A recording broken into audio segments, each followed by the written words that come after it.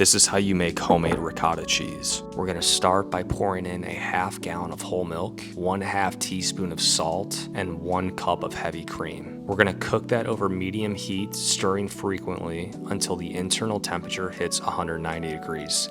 This whole process should take about 10 to 15 minutes. Turn off the heat and slowly pour in 100 grams of white distilled vinegar, and then slowly move your whisk around one time, just to incorporate the vinegar with the mixture. Let that mixture sit for about 15 minutes. After about 15 minutes, you should see some good curds forming. So what I have here is a fine mesh strainer that has about 4 layers of cheesecloth on it, and I've set that into a bowl. You're gonna wanna ladle the curds onto the cheesecloth.